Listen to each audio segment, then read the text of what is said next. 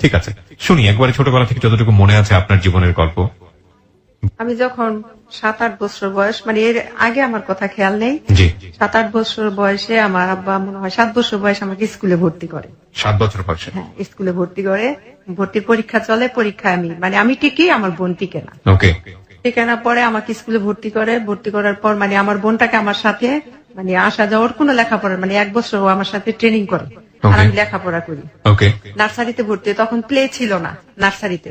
আচ্ছা। নার্সারিতে ভর্তি হওয়ার পর পরীক্ষা দিলাম, পরীক্ষাতে প্রথম স্থান অধিকার করলাম। ওকে। যখন মার্কশিট দেওয়া হয়েছে স্কুলে, বাসায় এনে আব্বারে দেখাইছে এবং তার 3 দিন পর মানে অভিভাবকদের একটা চিঠি দেয়, মানে যে ছেলে মেয়েগুলো মেধা তালিকায় থাকে তাদের প্রতি যাতে গার্জেনের একটা গাইড থাকে সেই হিসাবে। আচ্ছা। তো আমি ভাবছি আমার লেখাপড়া ভালো না, ছোট মানুষ তো বুঝি নাই, আমি ভাবছি যে আমার মনে হয় আমার আব্বার আইনে আমার বিচার দিব।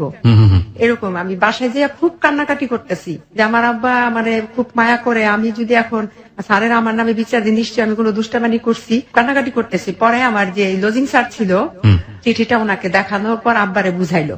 আব্বারে বুঝানোর পরে বললো যে আপনার মেয়ে তো ক্লাসের ফার্স্ট গার্ল, তো সেই হিসাবে হয়তো গাইড হিসেবে গার্জেনকে ডাকাইছে, আপনাকে যেতে হবে। আচ্ছা। তখন আমার আব্বা কি করছে, আমাকে কোলে নিয়ে কপালে একটা চুমো লাগাই দিছে। দেওয়ার পর বলতেছে তুই আমার সার্থক সন্তান। ওর আব্বু কি করলো, 10 কেজি মিষ্টি নিয়ে গেল স্কুলে। সেখানে সব শিক্ষকদের এবং কিছু ছাত্রদের খাওয়া, ছাত্রীদের। ফার্স্ট হয়েছেন তাই তো? হ্যাঁ, ফার্স্ট হয়েছে। এটা কোন ক্লাসে? এটা আমি নার্সারি থেকে যখন ক্লাস 1 এ উঠেছেন। আচ্ছা, কয় ভাই বোন ছিলেন আপনারা? আমরা ভাই বোন ছিলাম 4 বোন 5 ভাই। 4 বোন 5 ভাই। আপনার পজিশন মানে ভাই বোনদের মধ্যে আপনি কত? আমি সবার বড়। সবার বড় ছিলেন? হ্যাঁ, সবার বড় ছিলাম আমি। তো বাবা আব্বা আবার একটু বলে নেই, আমার আব্বা আবার 2টা বিয়ে করছে। আপনি আগের ঘরে না পরের ঘরে? আমি আগের ঘরে। আগের ঘরে, ঠিক আছে। হ্যাঁ, আপনি যেটা বলছিলেন যে স্কুলে মিষ্টি নিয়ে গেছেন। হ্যাঁ, তারপর ওইখানে মিষ্টি খাওয়া আসলো এবং গার্জেন সবাইকে ডাকালো। আমার আব্বু এখানে কিছু কথা বললো যে আমি তো আমার মেয়েকে গাইড, বাসা থেকে গাইড দিব, কিন্তু আপনার একটু খেয়াল রাখবেন যাতে পড়ালেখায় অবহেলা না করে। সেখান থেকে আসলো, আসার পর মানে বাসায়ও মিষ্টি নিয়ে আসছে আব্বা। আসার পর আমার মার নাম ছিল সুফিয়া। তো আমার মারে ডাকতেছে সুফিয়া, সুফিয়া দিকা আসছে, আমার মেয়ে ক্লাসে ফার্স্ট হয়েছে। মানে আমার আব্বা মনে হয় আমার কোলেই রাখছে, তখন বলতে এত বড় মেয়ের কি কোলে রাখতে হয়। আমি আমার মার ব্যবহার গুলো বুঝি নাই, তখন এখন বুঝতেছি। তো আমার আব্বা বলতেছে যে আমার মেয়ে যদি 20 বছরের যুবতীও হয় তারপরও তো আমি ওরে কোলে নেব। তোমার মেয়ে পাশ করছে, ভালো হয়েছে পাশ করছে, মানে মিষ্টি সবাই ভাগ করে দিই। তো সবাই দিল, দেওয়ার পরে মনে হইলো আমার মায় খাইলো না, যার বুকের দুধ আমি 2.5 বছর খাইছি সে খাইলো না, কারণ আমার আব্বা খুব রাগী ছিল এবং আমি আমার আব্বা মা কেন মিষ্টি খেলো না সেটা আমি বুঝতে পারিনি। হয়তো ছোট মানুষ, কিন্তু আপনি কিউরিওসিটির জায়গা থেকে এখনো মনে আছে যে মা নিজের মা মিষ্টি খেলো না। মিষ্টি খেলো না, আমি বলতেছি ভাই ধাপে ধাপে বললে জি জি নিশ্চয়ই নিশ্চয়ই, আপনি খুব ভালো বলছেন, বলুন। তারপরে আমার আব্বা খুব রাগী মানুষ, আমার আব্বা আমার মনে হইলো মারে মারলো, মিষ্টি খালি না কেন, আমার মেয়ে পাস করছে তুই খুশি না? মায়ের তো আগে খুশি হবার কথা, তুই তো মা। বলতেছে যে না আমি মিষ্টি খাই না, আমার মিষ্টি খাইলে মানে আমার দাঁতে ধরে। তারপর আমি ক্লাস 1 থেকে এইভাবে লেখাপড়া করতেছি, স্কুলে আসা যাওয়া করতেছি, এইভাবে 5 পাস করলাম। আচ্ছা, 5-এ আমি 1 হইল রোল নাম্বার। 8-এ যাই আমি বৃত্তি পরীক্ষা দিলাম, আমি ট্যালেন্ট পুলে বৃত্তি পাইলাম। আচ্ছা আচ্ছা, খুবই ভালো। নারায়ণগঞ্জ জেলার মধ্যে সবচেয়ে ভালো ছিল আমাদের গার্লস স্কুল, বন্দর এখনো তার সুনাম আছে। জি। 9-এ আসলাম, ভাইয়া সত্য কথাই বলবো। জি অবশ্যই, আপনি সত্য কথাই বলবেন। মানে 8-এর শেষ, 9-এর প্রথম, আমি মানে আমার যে আমরা 4-5টা বান্ধবী একসাথে স্কুলে যেতাম। তো আমাদের বাসাটা ছিল একটু দূর, মানে বাসা থেকে আসার পথেও 4 জনের বাসা। আচ্ছা, তো ওদের বাসা থেকে যাইতাম, যাওয়ার পর মানে আমার এক বান্ধবী ছিল রোকসানা, মাহফুজা, ঝিলু। তো ওদের বাসায় যখন যাইতাম, তো আমার বান্ধবীর চাচার বন্ধু ওই বাড়িতে আসা যাওয়া করতো, তো আমাকে দেখতো।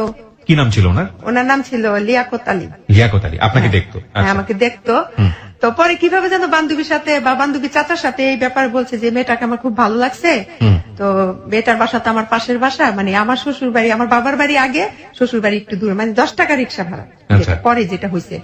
তো মেয়েটাকে আমার ভালো লাগছে, তো মেয়েটার আমি ভালোবাসি এভাবে বলছে। বলার পরে তা আমার বলছে পরে আমি কি ভালোবাসা কি বুঝিই না, ভালোবাসা আবার কেমন? আমার বান্ধবী বলে সিনেমাতে দেখোস না ভালোবাসা করে নায়ক নায়িকারা, তো আমি কি ওইটা ভালোবাসা? আমার আব্বা আমার মাইরা লাগবে, আমার আব্বা আমার মাইরা লাগবে, আমি ভালোবাসা করতাম না। তো ভাইয়া এই ফাঁকে একটা কথা ভুলে গেছি। জি বলুন। যখন আমি ক্লাস 7-এ পড়ি, স্কুলে একটা 21শে ফেব্রুয়ারি উপলক্ষে ভাষা আন্দোলনের উপলক্ষে একটা অনুষ্ঠান হয়।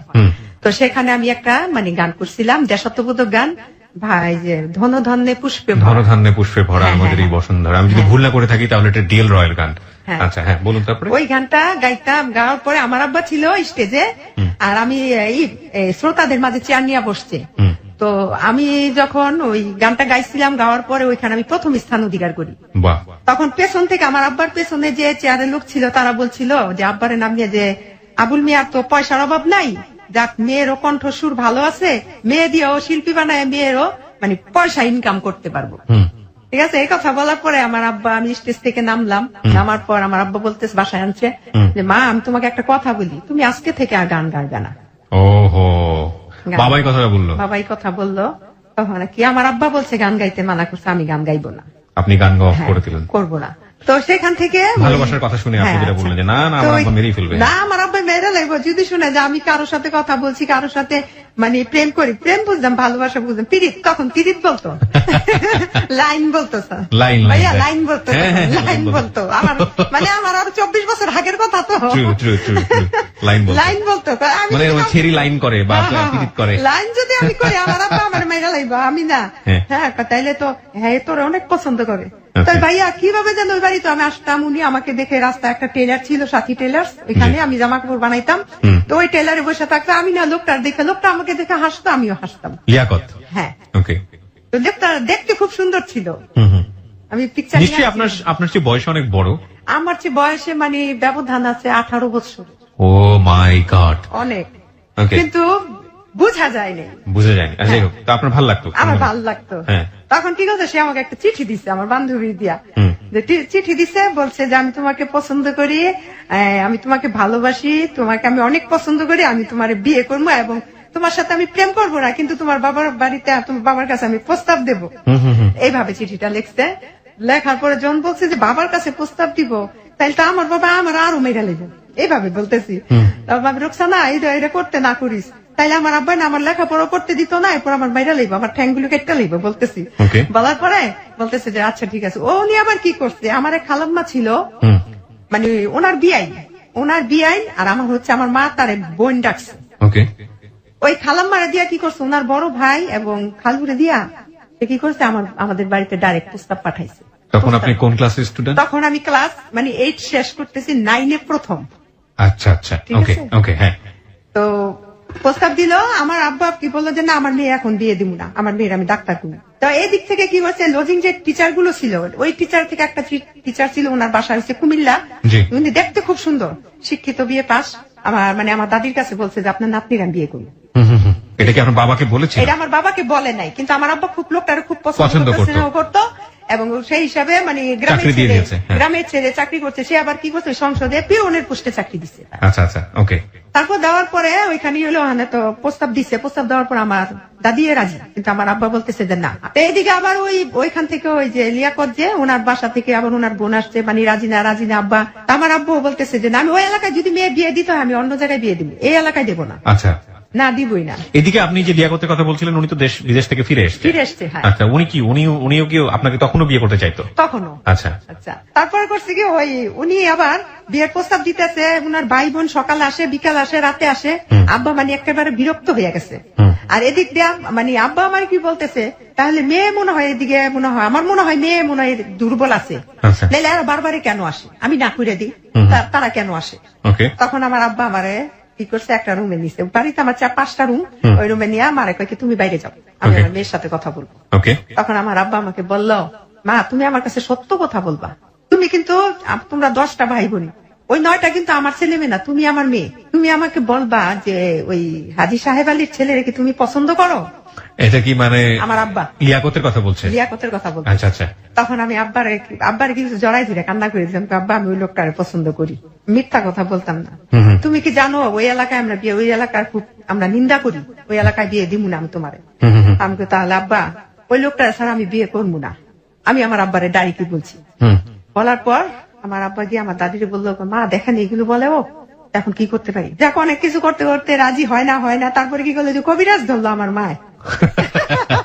কবিরাজ ধরলো যে আমার মেয়েরে যে কোনো করে হোক তাবিজ কবর করে, মানে আমার মারও মেয়ে জামাই পছন্দ হয়েছে, সোজা কথা, ছেলে আমার পছন্দ হয়েছে, আমি এইখানে দিমুই। ওকে, আচ্ছা, এলাকায় কুলে পাড়া হোক, ছেলেরা কি কুলু নাকি? ছেলেরা হাজি বংশের লোক। আচ্ছা আচ্ছা, এটা কে বলছিল? এটা আমার মা, মানে আত্মীয় স্বজন বন্ধু বান্ধব সবাই রাজি, শুধু আপনার বাবা রাজি? বাবা রাজি না। আচ্ছা আচ্ছা আচ্ছা, ওকে। এদিকটা আমার ননা, মানে আমার ওই লোকটার বড় বোন আর এই বড় ভাই খালু, এরা আমার আব্বার কাছে আসছে। আর এই দিকটা কবিরাজতে তাবিজ দিয়েছে, ওই তাবিজ আমার একটা চূড়ায় ধোয়া শিখাই দিছে। ওই ধোয়া পরে হিটার ছিল ভাই আগে, হিটারে রান্না বান্না করতো, আগে গ্যাস ছিল না আমাদের বাড়িতে, ওই যে কারেন্ট হিটার, ওই হিটারের মধ্যে কি করছে বলছে যে হিটারের মধ্যে তাবিজটা ফালাই দিতে। তা আমি কি করছি, ধোয়া পরে একটা ধোয়া শিখাই দিছে, ওইটা হিটারের মধ্যে আমি তাবিজটা ফালাইছি, মানে তাবিজটা জ্বলে পুড়ে ছাই হবে আমার আব্বা বলবে। আচ্ছা, ঠিক আছে, ঠিক ভাই পরীক্ষিত একদম। তাবিজটা পুরা শেষ, আমার আব্বা বলছে ঠিক আছে যান, আপনারা এরকম করতেছেন, আমি বিয়ে দিব, কারণ মানুষের মনে কষ্ট দেওয়া ঠিক না। Very interesting. ওকে, দিল। তারপরে আমার ননাসে জামাইয়েরা সবাই আসলো, আমাকে দেখতে আসলো। তখন মানে এইভাবে করতে হতে 9 থেকে মানে 10 উঠলাম, ক্লাস 10 9 থেকে 10 উঠলেন? হ্যাঁ, 10 উঠলাম। তো ওই সময় কি আপনার বিয়ে শাদীর ব্যাপারে রাজি হয়ে গেল আপনার ফ্যামিলি? হ্যাঁ, বিয়েটা কি হলো? হ্যাঁ, বিয়েটা হলো। তখন কি কারণ আপনি ক্লাস 10 না 9 এ? ওই ছেলেটার একটা স্বপ্ন ছিল, আমার কোনোদিন সে ভাগায় বিয়ে করবে না, আর আমার একটা স্বপ্ন ছিল আমি কোনোদিন ভাইগা বিয়ে বসবো না। আচ্ছা, যদি আচ্ছা। বিয়ে করতে হয় তাহলে গার্জেন নিয়েই করবো, আচ্ছা। সামাজিকতা বজায় রেখেই করবো। আচ্ছা আচ্ছা, এটা ছিল আমার ভিতরে। ওকে, তার মানে আপনি 9 থেকে যখন 10 এ উঠলেন তখন আপনি তখন বিয়েটা করলেন? ওদের বাসা থেকে লোক আসলো, আসার পরে ননাসের জামাইয়েরা সবাই আসলো, ভাই বোন। আয়সা কি করলো, ভাই আমার দেখা বলে কোন ক্লাসে পড়ো, অ্যাড্রেস লেখো। লিখতে গেলাম, লেখছি, কিন্তু হাত কাঁপতেছিল তখন। লেখার পর তারপরে ননাসের জামাই কি করলো, আমারে ওই ওনার বড় বোনের জামাই, যেটা ওই যে ঢাকা লালমাটিয়া কলেজের সাথে ওনার বাড়ি, জি, তো উনি আমাকে কি করলো 2000 টাকা দিল। 2000 টাকা দিল, দেওয়ার পরে যে আমি তো তোমার বিয়েটা খেতে পারবো না, আমি 3 দিন পরে বাহিরে কুয়েত চলে যাচ্ছি, আচ্ছা, তোমাদের প্রতি শুভকামনা থাকবে। ঠিক তার 5 দিন পর শুক্রবার আসলো, আসার পরে মানে বিয়ের ডেট, ওকে, বিয়েটা হলো। হওয়ার পর তারপর ওনাদের বাড়িতে ওনারা চলে গেল। তারপর আমারে কি করলো, ওইখান থেকে শুক্রবারে বিয়ে হইলো। অনেক ভাই বিয়ে হয়েছে তো ঠিক, কিন্তু ওই লোকটার কাছে তো আমি যাই না। ওকে, ও দেখলেই শরম করে, দেখলেই হাসি পায় আর শরম করে, আমি যাই না। আমার আব্বা, মানে আমার আব্বা চায় যে জামাইয়ের কাছ থেকে একটু দূরে থাকবে, কিন্তু আমার মা, আমার তো 2টা মা ছিল, জি। 2টা মা, আমার ফুফু, আমার দাদি, আমার ভাবি, যার জ্যাঠতো ভাইয়ের বউ ছিল যারা, তারা চাইতো যে জামাই আসলে যান না কেন। তা আমার তো লজ্জা করে, আমি আর সামনে কি যাবো, মানে আর আমি পছন্দ করছি, বিয়ে হয়েছে, এই লজ্জায় আমি আর সামনে যাই না। পরে উনি কি করছে, ওই সোমবার দিন আসলো, ওদিন চলে গেল। সোমবার দিন আমাদের বাড়িতে কি করছে, ওরা ভাবিরে পাঠাইছে আমার ইন্ডিয়া। তখন ভাই সিনেমা, নতুন বিয়ে হইলে শালা সমুদ্রীর বউ নিয়ে সিনেমা দেখতে যাইতো নতুন জামাইরা, জি, সিনেমার একটা প্রচলন ছিল তখন। তখন আর সে আমার বলছে যে রেডি হও, মানে উনি রিক্সাতে বসে থেকে ওনার ভাবিরে পাঠাইছে, বোনের জামাইরে পাঠাইছে। তখন আমার আব্বাই দেয়নি, আমার আব্বাই না করতে ইশারা দিয়ে যাবা না। তো আমিও কি করছি, আর যাইনি, আমি কিন্তু আমার ভালো লাগতেছে না, যাবো না।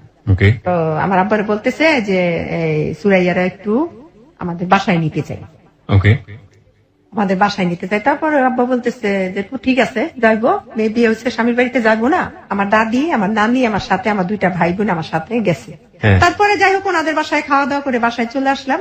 তার শুক্রবার আসলো, আবার শুক্রবার, সোমবারের পর শুক্রবার আসছে। আসার পরে তারপরে আমার আব্বার কাছে খবর পাঠাইছে যে ওদের নিয়ে শালা শালুর সম্বন্ধে নিয়ে, মানে সবাই তো শালা আর শালি, বউরে নিয়ে সিনেমা দেখতে যাবো। আমার আব্বাই রাজি না, না মেয়ের আমি একা ছাড়বো না। তখন আমার 2 ভাই আবার কি করছে, আব্বারে বুঝেছে, এই তুমি যে বিয়ে করছো, তুমি দিয়ে একদিনও মানো নাই, তুমি আমার রাত্রে যাই আমার বাবার বাড়িতে লইয়া করছো, যাইতে আর বাসায় যেতে দাও না। আর এখন ওই বেড়াই বিয়ে করছো, আজ 8 দিন হয়ে গেছে, তুমি বেড়ার বউর সামনে যেতে দাও, এইটা আবার কোনটা? যাক, আব্বার অনেক কিছু বুঝাইছে, বুঝানোর পর আব্বাই রাজি হয়েছে। পরে আমরা গেছি সিনেমা দেখতে। হ্যাঁ, তখন সাবানা ম্যামের একটা ছবি ছিল অন্ধবিশ্বাস, দেখলাম, দেখা বাড়িতে চলে গেলাম। বাড়িতে চলে গেলাম পরে রুমে নিয়ে বসাইলো। তারপর আমার আম্মাই পিঠা বানাইছে, পিঠা উঠা দিল। খাওয়ার পরে কি করলো, ওই আমার আব্বাই গিয়ে হাতে করে একটা লুঙ্গি নিয়ে গেল। আচ্ছা, হ্যাঁ, লুঙ্গি নিয়ে আমার হাজবেন্ড দিল, কেন ওই লুঙ্গিটা পরো। আব্বা আমি বাসায় চলে যাবো। তারে নিয়ে যায় ওনে, শ্বশুর বাড়িতে মেসে বিয়ে করলে 2-1 দিন থাকে না, যাক ওইখানে থাকলো। লুঙ্গি টুঙ্গি পরার পরে রাত্রে কথা টথা হইলো। আমার দাদি, আমার নানি আমার সাথে ছিল, আমার ভাবি ছিল, এদের 2টা পর্যন্ত কথা হলো। 2টার পর উনিরা বাসায় চলে গেল, যার বাসায়। তারপর ওনার সাথে আমার কথাবার্তা হওয়ার পর ভাই এক সময় মানে ওনার সাথে আমার মানে স্বামী স্ত্রীর যে ব্যাপারটা ওইটা হইলো। ওকে, তখন আমার বয়স 15 বছর। জি, পড়াশোনা তখনো করছেন? হ্যাঁ, পড়াশোনা হইতেছে। ওকে, আচ্ছা, তারপরে এইভাবে কাটলো অনেকদিন। কাটার পর অনেকদিন কি 22-25 দিন, হ্যাঁ 26 দিনের দিন আমার এখনো মনে আছে। 31 তারিখে বিয়ে হয়েছে জানুয়ারি 1992, যা 31শে জানুয়ারি। আর উনি বাহিরে গেছে 26শে ফেব্রুয়ারি, মানে সৌদি আরবে চলে গেল আবার? হ্যাঁ, ছুটিতে আসছে 1 মাসের 42 দিনের ছুটি। ওকে, তারপর উনি বাহিরে চলে গেল। উনি বাহিরে গেছে পর আমি যে এত কান্না করছি ওদিন, তারপর এয়ারপোর্ট গেলাম, যা ওনার বাহিরে চলে গেল। যাওয়ার পর তখন আমি আর বাচ্চা উচ্চা কোনো কনসেপ্ট করি নাই, কিচ্ছু না। বাচ্চা হইল না, তখন উনি গেল গা। উনি যাওয়ার পরে ফোন দিল যে আমি ভালোভাবে করছি, এভাবে চিঠি আনানোর কথাবার্তা সবকিছু হইল। হওয়ার পর উনি বিদেশ থেকে আসলো 2.5 বছর পর, বিয়ের পর ভাইয়া, 2.5 বছর পর। 2.5 বছর 2.5 বছর পরে আসলো, সৌদি আরব থেকে আসলো। তখন এই ফাঁকে আমি ম্যাট্রিক পাস করলাম। পাস করার পর আব্বু আমাকে কলেজে ভর্তি করলো। কলেজে ফার্স্ট টার্মিনাল পরীক্ষাটা আমার দেওয়া হলো, ফার্স্ট ইয়ার ভর্তি হইলাম। উনি 2.5 বছর পরে আসলো। আসার পর তখন আমার আসার পর উনি কি করলো, স্বর্ণ গয়না দুনিয়ার কিছু লইছে, এর হিসাব ভাইয়া আমি দেখতে খুব সুন্দরী ছিলাম। আচ্ছা যাই হোক, পরে ভাইয়া উনি আইসা আমাকে কলেজে, স্বামী আসছে বিদেশ থেকে, আমি 3-4 দিন বা 8 দিন কলেজে যাইতাম না।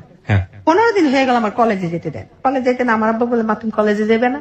আমি কই না, আমার না করে কলেজে যাওয়া লাগতো না, কলেজ গেলে তোমার নলেজ বেশি বাইরে যাবো, এত পড়ালেখা করে তুমি কি করবা। আব্বা যে বুঝটা দিত ওই বুঝটাই মানতাম, আমার হাজবেন্ড যেটা দিত ওইটাই মানতাম।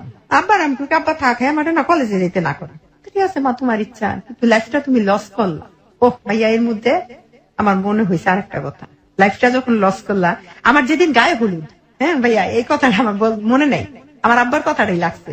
আমার গায়ে হলুদের দিন আমার আব্বা হলুদ নিয়ে আমার কপালে এইভাবে দিতেছে, দিয়ে বলতেছে, আমার হাজবেন্ডের সাথে আমার বয়সের অনেক ডিফারেন্স, বলতেছে যে মা তুমি তো বিয়ে করলা ঠিক আছে, কিন্তু তোমার সংসার কইরা সাপ মিটবে না, এই কথাটা বলছে। বলার পর আমার মা কি করছে, আমার আব্বারে ধাক্কা লাগাইছে, তুমি কি কাও মুখ দিয়ে এগুলো ভাইয়ারে। তো খেয়াল করছো যে আমার বয়স কত, আমার মেয়ে মাত্র 15 বছর। তখন মনে হয় লোকটার বয়স 32 বা 33 এরকম। যাই হোক, পরে ওই আমার আব্বা প্রথম বছর কলেজে যাওয়া বন্ধ হইলো। বন্ধ হবার পর আমার প্রথম বাচ্চা, প্রথম 3টা ছেলে, আমার প্রথম ছেলেটা আমি কনসেপ্ট করলাম।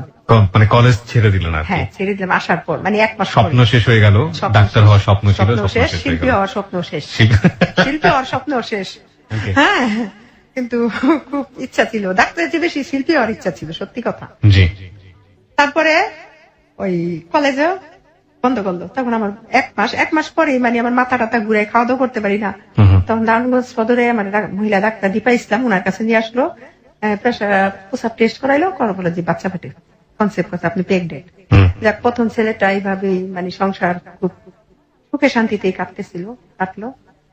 এর মধ্যে আমার হাজবেন্ড যখন বাচ্চাটা পেটে দিয়ে উনি আবার বাহিরে চলে গেল। যখন বাচ্চাটা প্রেগনেন্ট হইলাম তখন উনি আবার ওই যে ছুটি শেষ 42 দিনের গেল গা।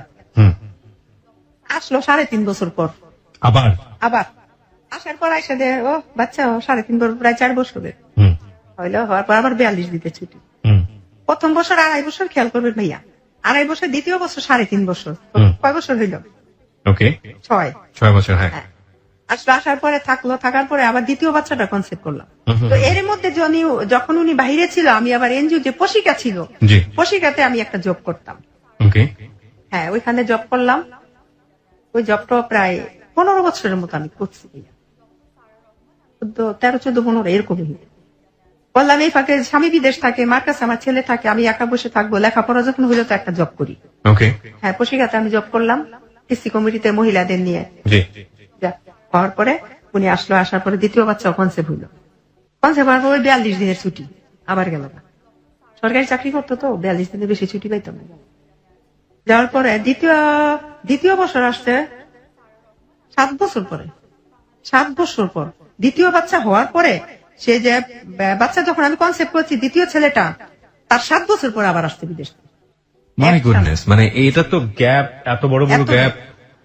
আপনি কিছু বলতেন না, যোগাযোগ করে বলতেন? বুঝতাম না তখন, আমি এতই ছিলাম না, বুঝি নাই তখন। কি ভাইয়া, সত্যি কথা, যেটা বাইরে থেকে একটা গয়নাগাটি আনতো, ভালো লাগতো দেখতে, বাইরে থাকলে ভালো, তখন একটা মনে হচ্ছে বাইরে থাকাই ভালো। বাইরে থাকা ভালো। আবার মাসে 5-10 হাজার টাকা দিছে, হাত খরচ টাকা পাইতাম, এইগুলো বুঝি নাই যে টাকাই যে সবকিছু না, এখন বুঝি, তখন বুঝিনি। তারপরে 7 বছর পরে আসলো।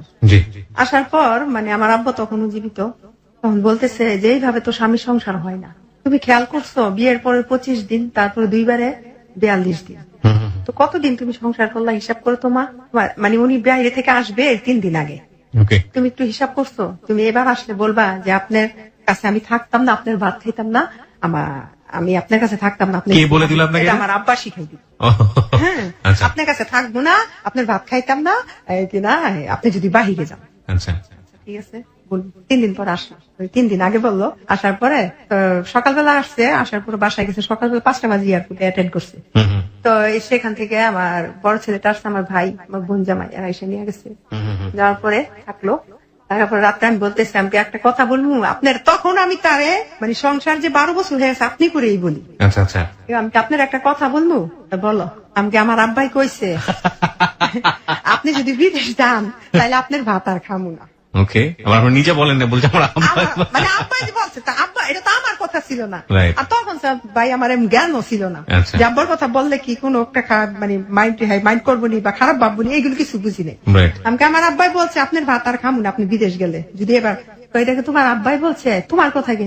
আমি কি, আমার আব্বার মতেই মত, আপনি যাইতে পারবেন না।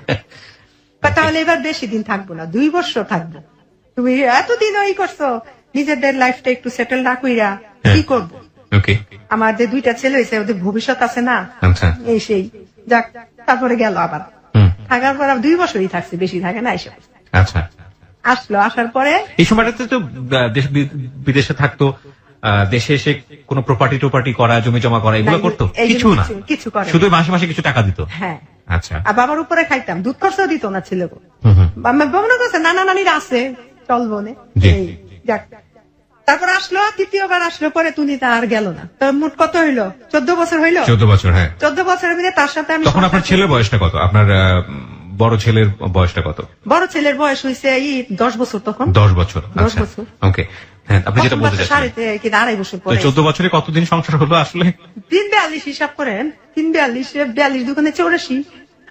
84 মাস না, নাকি? 84 দিন। 84 দিন 14 বছরে মাত্র? আর 42 মাই গুডনেস। আচ্ছা ঠিক আছে, বলুন তারপর। 42 এটা বাঙালি নারী বলেই সম্ভব। এরা আসলেই মানে সংসারের জন্য কতটা স্যাক্রিফাইস করে চিন্তা করা যায় না। হ্যাঁ, বলেন তারপরে।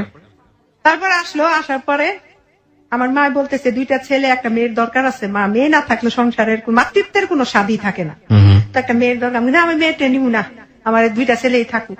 মানে একটা মেয়ের জন্য দ্বিতীয় ছেলেটা হইলো, আচ্ছা 3 নম্বর ছেলেটা হইলো একটা মেয়ের জন্য। তারপর যাক, আমার মা বলতেছে যাক দেখি। আচ্ছা, আমি কখনো কোনো মেডিসিন খাইতাম না ভাই, ওকে, কারণ গ্যাপ অনেকদিন গ্যাপে আসতো না, রাইট, কিন্তু আমি মেডিসিন খাইতাম না। আচ্ছা। তারপরে তৃতীয় ছেলেটা আমি কনসেপ্ট করলাম। মেয়ের জন্য আসলে আরেকটা ছেলে হলো? আরেকটা ছেলে, মানে মেয়ের জন্য আরো 2টা ছেলে। প্রথম তো ছেলে হইলো, জি জি জি। মেয়ের জন্য। আর উনি তো তখন প্রথমেই বলছে যে আমার ছেলে হবে। আমি সৌদি আরব স্বপ্নে দেখছি আমার ছেলে হবে। আর এদের বংশের মধ্যে যারা চাচতো, যারা তো মামতো, যত জায়গায় আত্মীয় স্বজনে সবার প্রথম মেয়ে হয়েছে, আচ্ছা। শুধু আমারই ছেলে হয়েছে প্রথম। আচ্ছা, হ্যাঁ, ছেলে চাইছে, আল্লাহ বেশি করে ছেলেই দিছে। হুম, যাক, 3 নম্বর ছেলেটার যখন আমি কনসেপ্ট করলাম, আমার অবস্থা তখন কাহিল, মানে একদম বিপরীত। প্রথম 2টা বাচ্চা হয়েছে, আমি বুঝিই নাই। আচ্ছা, কিন্তু 3 নম্বর বাচ্চার বেলা আমার কি হইলো, 6 মাস পর্যন্ত আমি ভাত মাছ কিচ্ছু খাইতে পারি না, শুধু পাউরুটি, কলা আর ডিম খাইতাম। আচ্ছা, 3 নম্বর বাবুটা হইলো খুব অবস্থা খুব সিরিয়াস ছিল। যাই হোক, হাসপাতালে ওই ক্লিনিকে হইলো, আমাদের একটা প্রাইভেট ক্লিনিক আছে বাসার সাথে, ওইখানে জি, হওয়ার পরে আসলে খুব খুশি। ছেলে হয়েছে, মানে মন খারাপ নেই। উনি 1 বছর, হ্যাঁ, ছেলেটা 9 মাস তখন। এই 9 মাসের মধ্যে ভাইয়া যখন আমার 3 নম্বর ছেলেটা হইলো, আমার স্বামীটা আমাকে একটু অনীহা করতেছে। ওকে, মানে আমি প্রত্যেকটা কাজ করতে গেলে দোষ, রান্না করতে গেলে দোষ, পানির গ্লাস দিয়ে ধুইছো, প্লেটে এরকম কে, মানে একটা অজুহাত এরকম করে কেন বলতে। তো পরে আমার বলতেছে কি, একদিন মানে এরকম করলো, জুমারে নামাজ এনেছে, তার বয়স 8 মাস, বাবার ছাড়া কিচ্ছু বুঝে না। ওই বাবার কোলে উনি জুমার নামাজ পড়তে গেছে। আচ্ছা, যাওয়ার পরে তা আমার ভাই আবার ওই যে ফিসিয়াল ছিল, জি, আমার ফোন দিছে, আপু ডাক্তার মুছে দিসান 2 নম্বর ছেলে দিসান কি বাসায়? আমি কই না, ও তো বাসায় না, ওর আব্বার সাথে নামাজ পড়তে গেছে। নামাজ পড়ে কয় কেন? আমি কি কেন, কি হয়েছে রে? আপু মাছ ধরছি পুকুরের, তো মাছ নিয়ে দেখতে। আচ্ছা, আচ্ছা, ঠিক আছে, মাছ নিয়ে দেখতে। মাছ নিয়ে এই 16 বছরের মধ্যে সে আমাকে একটা টর্চার কোনোদিন করে নেই। মানে আপনার খুব হাজবেন্ডের কথা মায়া বলছেন? করতো খুব। হ্যাঁ, হ্যাঁ, তো যাই হোক, তখন আমারে বললো, আমার তখন কি করছে, আমি ঠিক আছে ওর আব্বার সাথে নামাজ পড়তে, নামাজ পড়ে আসুক, আসলে আমি পাঠাই দিই।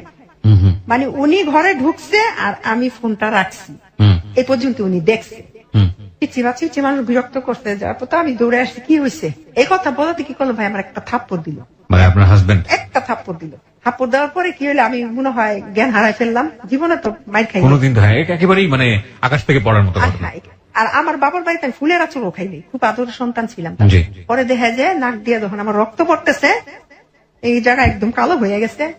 তো কি করছে, ওই ধরতে পরে যাহারি কি হইলো, পরে যাই হোক কি করছে, ওই আমি অজ্ঞান থাকা অবস্থায় সে কি করছে, আমার ফোনটা নিয়ে গেছে আমার কাছ থেকে। আমার যখন 1-1.5 ঘন্টা পরে যখন আমি ঠিক হয়েছি, তখন আমি বলতেছি যে ফোনটা আমার কেন মারলো, আমার কি অপরাধ ছিল? সেটা তো আমাদের প্রশ্ন। হ্যাঁ, এই প্রশ্ন রাখলাম। আমি লিওন এই কে করো দিচ্ছেন ফোনটা লো, ফোনটা দিচ্ছে ফোনটা কি তোমার বাবাই কিনা দিছে? আমি কি করছি ভাইয়া, বরকাটা নিয়ে ঘর থেকে বের হয়েছি পরে এদিকে আসো কোথাও যাইবা না, এদিকে আসো। আমি কথা শুনিনি, আমি যাই আমার ভাগ্নির কাছে আমি ফোন দেবো যে আমি ঘরতে যে বের হয়েছি এ পর্যন্ত, এই ফাঁকে উনি কি করছে আমার ভাইদের ফোন দিছে। ফোন দিয়েছে তো ওর দেখ রাস্তায় ভাগ্নিকে ঘরে গেছে, ওর দেখি আমার ভাই ভাই একসাথে। কিরে তোরা আপু কি হয়েছে? আমি বাইরে দূরে কান্না করতেছি। দেখ আমার ফুপু আসছে, আমার 2 মা আসছে, যে আমার বিয়ে দিচ্ছে ঘটক, উনি ওই খালাম্মা আসছে, আমার 2 ভাই, মানে সবার ছোট, তোরা আমার ছোট বয়সে। তোরা সোফার মধ্যে বসে রয়েছে, বসার পরে বলতেছে আমার যে মা, আমি যে মা আমার লালন পালন করছে খুব সোজা একদম সরল, কিন্তু আমার ছোট মাটা খুব কড়া। আচ্ছা, যে একটাই প্রশ্ন করছে, আপনি আমার মেয়েরে কেন মারছেন? পরে বলতেছে ওই একটু আগে কার সাথে ফোনে কথা বলছে। ভাইয়া 3টা সন্তান হয়ে গেছে, 14 বছর রাখা মাইয়ার বিদেশ হয়েছেন, মাইয়া কিছু করে নাই, আর এখন মাইয়ায় কিনা খারাপ হয়ে গেছে, এখন ফোনে কথা বলে। তখন জন বলছে যে ফোনে কথা বলে, তখন পাশের রুমের থেকে আসছে। আমি আমার ভাই রিপন, তুই আমার ফোন দিছস না, কয়টা বাজে? অমুকটা বাজে। উনি আবার কি করছে, যে যখন আমার থাপ্পড় ছিল তখন তো ফোন নিছে গা, আর নাম্বার তো ওনার কাছে, কারণ আমার কাছে থাকলে হয়তো ফোন নাম্বার ডিলিট করে ফেলতাম, কার সাথে কথা বল। ফোনের নাম্বার আমি আপারে ফোন দিছি তুলা ভাই মাছের জন্য, তুমি ফোন দিছ, রিসিভ করলে যাই দে আমার ভাইয়ের ফোন। তখন আর কিছু সবার সামনে আমি বলছিলাম যে তুমি যদি আমার শুধু শুধু মেরে থাকো, তাহলে দেখো তোমার হাত পা গুলো একদিন হইলো মরার আগে তোমার পঙ্গু হয়ে যাবে। আমি তো আমি কথাটা বলছি ভাইয়া, বলছিলাম অভিশাপ যেটা বল দিলাম। এর মধ্যে ওই 2008 সালে আমার আব্বা মারা গেল। আর আমার আব্বা মারা যাবার পরে ফ্যামিলিতে একটু আমার একটু অবহেলা, আমার স্বামী। আমি কি করলাম, ওই নামাজ পড়তে যাবে, মাগরিবে কাঁঠাল ছিল ফ্রিজে, কাঁঠাল বলছে কাঁঠাল নামাই তো ফ্রিজের, আমি মাগরিবে নামাজ পড়ে খাম। তো একসাথে বসে কাঁঠাল খাইলাম। খাওয়ার পরে না এশার আজান হইল, উনি অজু করতে গেছে, অজুরত অবস্থায় সেই স্ট্রোক করছে। হ্যাঁ, স্ট্রোক করতে পরে তো আমার বাচ্চারা বিরক্ত করতেছে, বাচ্চারা তখন 1.5 বছর বয়স। আমি কি করছি, বাহিরে গিয়া দাঁড়াইছে, খারাপ লাগছে তো একটু শুয়ে থাকো, পরে যাই নামাজ পড়তে, ঘরেই নামাজ পড়ো, মসজিদে যাওয়া লাগতো না। পরে না 10 মিনিট পরে আমি কয়ারে যে আমি ঘরে রেখ খাইলাম, ফেলে লয়ে যাবি বসে রয়েছি, হ্যাঁ তো না আলাপ টালাপ কিছু পাইতেছি না। তখন আমি কি ছেলেটার ওইখানে কান্না করতে, ছেলে ওইখানে বাহিরে দাঁড়া করাই থিয়া আমি আসছি, আইসা দেখি কি উপরে খালি শ্বাসকষ্ট হইতেছ না। আমি কি করলাম, সবাই একটা শিক্ষা দিছি পর আমার দেবর ভাসুরা সবাই আসলো, আইসা কি করলো, ওনারে নানগঞ্জ খানপুর হাসপাতাল আনলো, ওইখান থেকে রিলিজ করে দিল সৌরাত। আমি বাসায় ছিলাম, আমার 2-3টা ভাই আসছে সাথে, ওনার ভাইয়েরও আসছে, তারপর আমার 2 মা ওনার সাথে। পরের দিন আমি সৌরাত দিয়ে আসলাম, আইসা দেখলাম, দেখার পরে সে স্ট্রোক করছে। চিকিৎসা চলতেছে, আমার থাকতে না করলো, বাচ্চারা বিরক্ত করে, বাচ্চা তুমি বাসায় যাও গা, আম্মাই তো আমার সাথেই ছিল। ডাক্তার তাকে বলছে যে আপনি বেড থেকে নামবেন না, প্রস্রাব টয়লেট আপনি বেডে বসে করবেন, আপনার হাজবেন্ড কে বলছে।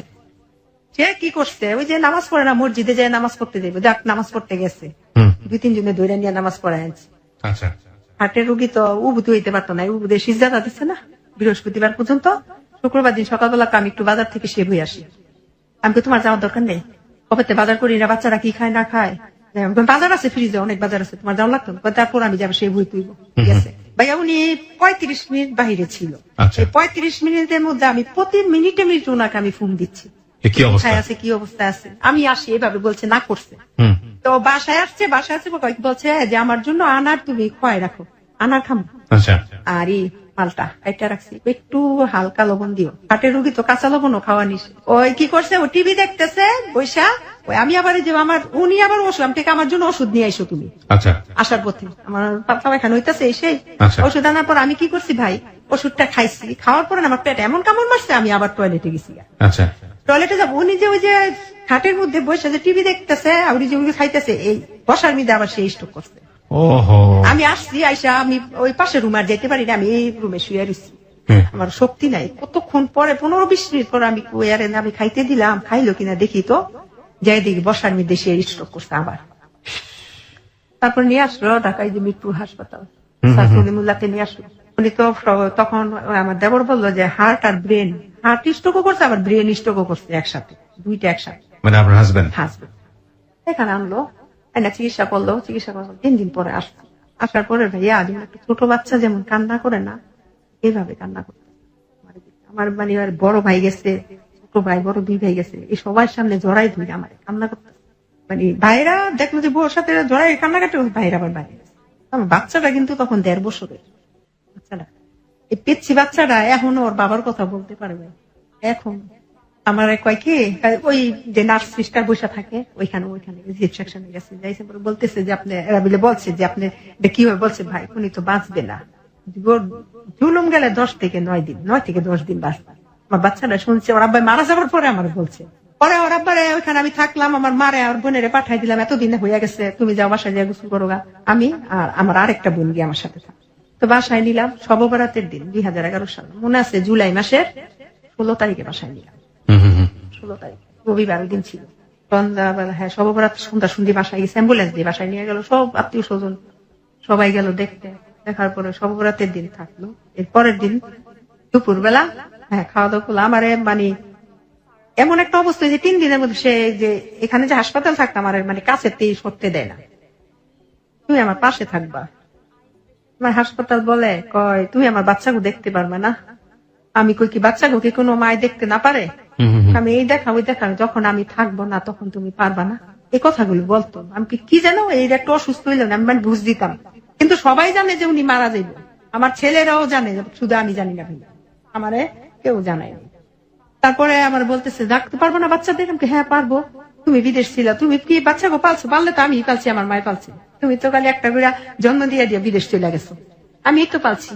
না এই থাকা না, আমি তো ওই থাকা ছিল আশা, আর এই থাকা তো না থাকা মানে আমি আর আসবো না, এভাবে বলতো। ধরো এগুলো বললো না তো। হাসপাতালে বাসায় নিয়ে আসলাম, বাসায় সুন্দর ভালো 2 দিন ভালো। 3 দিনের দিন দুপুর বেলা, হ্যাঁ উনি তো মনে করেন এক সাইড অবশ হয়ে গেছে, অবশ হয়ে গেছে, বাম সাইডটা পুরা, মানে এমন স্বাস্থ্যবান ছিল, লম্বায় ছিল 6 ফুট 2 ইঞ্চি। আচ্ছা, দেখতো চেহারা খুব সুন্দর ছিল, মানে আমাদের এলাকায় এত সুন্দর দেখিনি আমি। আমার প্রত্যেকটা স্ত্রী আছে তার স্বামী সুন্দর, কিন্তু আমার স্বামী শুধু আমার কাছে সুন্দর না, এলাকাবাসী যারা যারা সবাই ছিল সুন্দর ছিল, খুব ভালো ছিল, ও খারাপ ছিল না, ভালো ছিল। কিন্তু লাস্টে যে 1 বছর আমার সাথে এগুলো বিহেভ গুলো করছে, হয়তো মারা যাবো আমার কাছ থেকে মোহব্বত ছুটানোর জন্য হয়তো বা করছে, খুব ভালোবাসতো আমায়। তারপর আমি দুপুর বেলা শুয়ে রয়েছি, ওর আব্বা শুয়ে রয়েছে, তো আমি এই ফাঁকি কি করছি, কি খাইবো, কয় কাঁঠাল বিচির ভর্তা বানাইবা সাদা কইরা, মরিচ দিবা, ঠিক আছে, আর মাছ, ইলিশ মাছ দিয়া পেঁয়াজ দিয়া ভুনা করবো। হ্যাঁ তো খাওয়া নিষেধ সবই, হ্যাঁ খাইতে মনে চায়, আমি হালিম খাবো, ঠিক আছে হালিম খাই, আমি নুডলস খাবো, এগুলো যেগুলো ডাক্তারে নিষেধ খাওয়া, হ্যাঁ ওগুলোই খাইতে চায়। তার বাইরে বলছে যে না যা খাইতে চায়, এরা তো বুঝতো যে মারা যাবো, যা খাইতে চায় খাওয়াই দেবো, ঠিক আছে খাইও।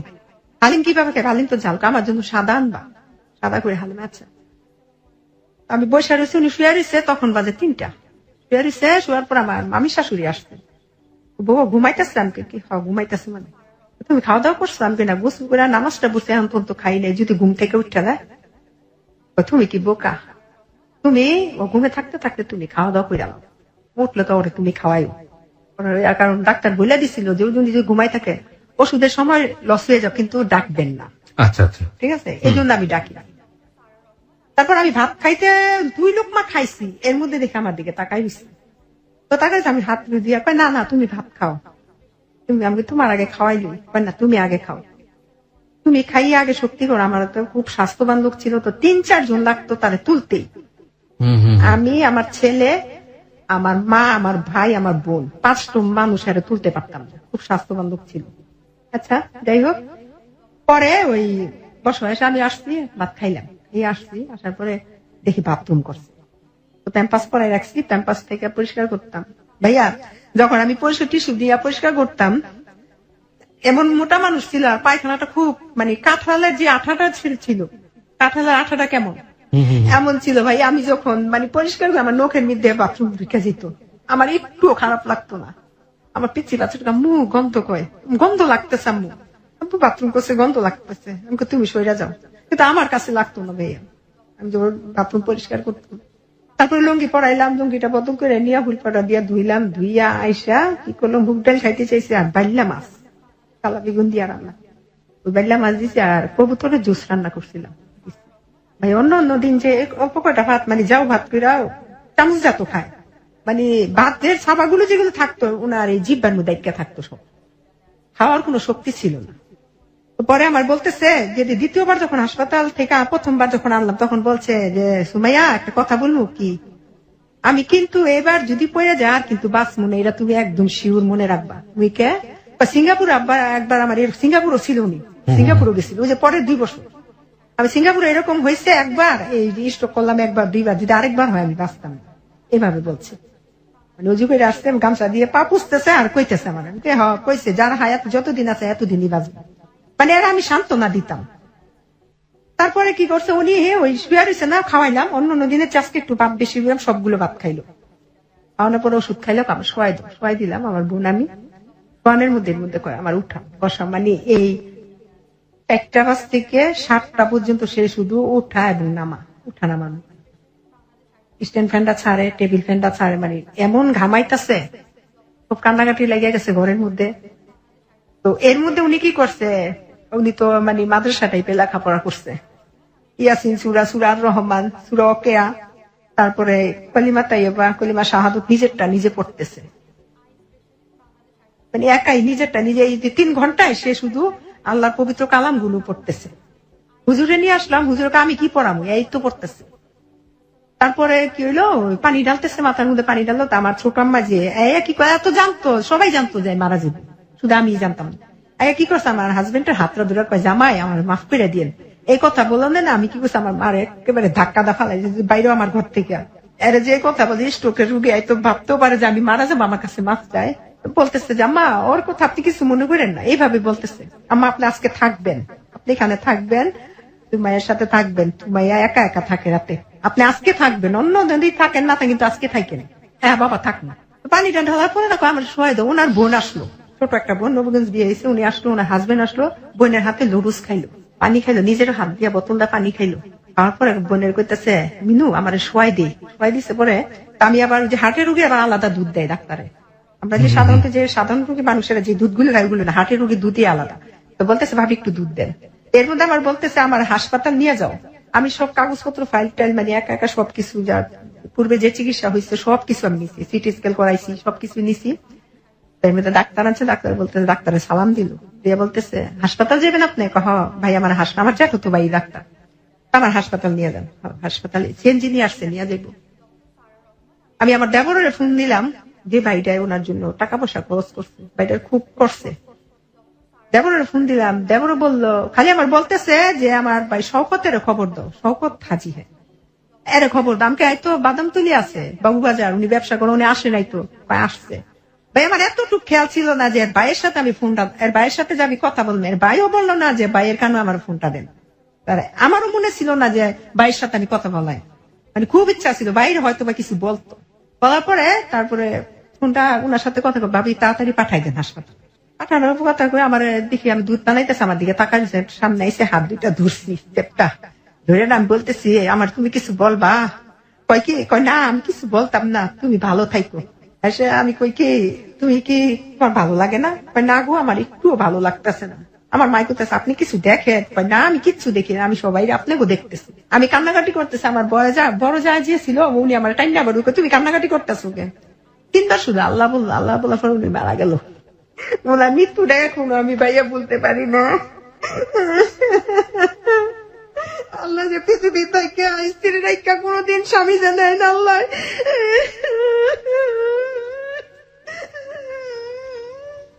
আমার অনেক ভালোবাসতো, অনেক অনেক প্রেমের গল্প শুনেছি এই হ্যালো ইট 920 করতে গিয়ে, অনেক গল্পের মুখোমুখি হয়েছি, কিন্তু আজকে যে গল্পটা শুনলাম সেটা টোটালি স্পিচলেস। একটা মানুষ আপনি চিন্তা করেন ভালোবাসা বোঝে না, প্রেম কি বুঝে না, তার আগে একটা মানুষকে শুধু ভালো লাগা, তার চাইতে এত এত বড় বয়সে বড় একটা মানুষকে বিয়ে করা, 14 বছরের দূরত্ব, 14 বছর দেশের বাইরে থাকলো, মাত্র কয়েকদিনের জন্য তাকে কাছে পাওয়া, হাতে গুনে কয়েকটা দিন, এবং সেই মানুষটাকে যখন সে পেল তখন আসলে সংসারে বছর খানেকের জন্য, একটা বছরের জন্য, এবং সে একটা বছরের একটা নির্দিষ্ট সময় পর্যন্ত সে অসুস্থই থাকলো, এবং সে অসুস্থ, কত ভয়াবহ রকমের অসুস্থ, নিজে হাতে বাথরুম পরিষ্কার করা, এবং সেই মানুষটার চোখের সামনে মরে যাওয়া, তার জন্য আজকের এই হলো 8920 আসা জীবনের গল্প নিয়ে। ওকে, যেখানটা আমরা ছিলাম, সুমাইয়া বলুন তারপর। তারপর উনি ইন্তিকাল করলো, করার পরে তারপরের দিন সারা রাত ছিল বাড়িতে। মারা যাবার 5 মিনিটের মধ্যে ওনারা ঘর থেকে বের করে ফেললো। আর সাথে সাথে অনেক বৃষ্টি হইলো, অনেক। তারপরের দিন সকাল 9:30 বাজে ওনার জানাজা হইলো। যখন মারা গেছে, এর যখন বেঁচে ছিল, ওনার আপন বড় বোনের জামাই, মানে ভাগ্নিস জামাইয়ের সাথে ব্যবসা করতো। ওই যে এক্সপোর্ট ইম্পোর্টের গার্মেন্টস এর যে এক্সেল গেঞ্জি গুলো ছিল, ওগুলো বাহিরে পাঠাইতো। সে তখন দুবাই চলে গেল। আমার হাজবেন্ডের যে কিছু পুঁজি ছিল, প্রায় 10.5 লক্ষ টাকার মতন, এই টাকাগুলো সব নিয়ে গেছে। যে ব্যবসা করবো আর আপনার বাইরে নিয়ে আসবো, সে চিন্তাই বা স্টক করছে। এর মধ্যে উনি থাকাকালীন ওনার বোনের জামাইয়ের নামে মানে মামলা করছে, ওই ভাগ্নি জামাইয়ের নামে ভাগ্নির নামে। আচ্ছা, উনি পেত টাকাটা কে পেত আসলে? আপনার তিনজনে মিল্লা ব্যবসা, যৌথ ব্যবসা করতো। আচ্ছা, আপনার হাজবেন্ডের কাছ থেকে টাকাটা পেত? হ্যাঁ, টাকা না নিত, নিয়ে গেছে। মানে আপনার হাজবেন্ডই টাকাটা পেত? হ্যাঁ, পেত, কিন্তু টাকাটা তুলতে পারেনি। না, আচ্ছা, গেছে গা বাহিরে, আর কোনো যোগাযোগ রাখেন, এই চিন্তাই করছে। আর বোনের সাথে সম্পর্ক নষ্ট হয়ে গেছে। ওকে। আপন বড় বোন ভাই মারা গেছে, আসে নেই, দেখতে আসে নেই, পাশাপাশি বাড়ি। আর আমার হাজবেন্ড আমার হাসপাতাল থাকতে বলছে যে আমি যদি মারা যাই, তুমি কিন্তু এই মামলাটা ছাড়বা না, ধরে রাখবা। আমার বই লাগেছে। 12 দিন পরে ওইখানে মানে ওই যে কবরস্থানের সার্টিফিকেট, সনদপত্র, মৃত্যু, এগুলো চেয়ারম্যানের সার্টিফিকেট সবকিছু নিলাম, নিয়ে এইগুলো আমার এক মামারে দিয়া ওই কোর্টে পাঠাইলাম। ওইখানে মানে জানাইলো যে উনি মারা গেছে। 16 দিনের মাথায় তারিখ পড়ছে, তখন নিছে 3 রোজা। আচ্ছা, 16 দিনের। আমি গেছি কোর্টে, আমি তো বাদী, কাঠগড়াইতে আমাকে দাঁড়াতে হবে। আমি আবার 3টা বাচ্চা নিয়ে আবার কাঠগড়ায় দাঁড়াইছি। ম্যাজিস্ট্রেট আমাকে জিজ্ঞেস করে আপনার নামটা যেন কি, এভাবে বলছে। তখন আমি ম্যাজিস্ট্রেটকে বলছিলাম যে স্যার, আমার নামটা তো আপনার ফাইলেই আছে, মানে এর একটা চরম বেয়াদবি হয়ে গেছে।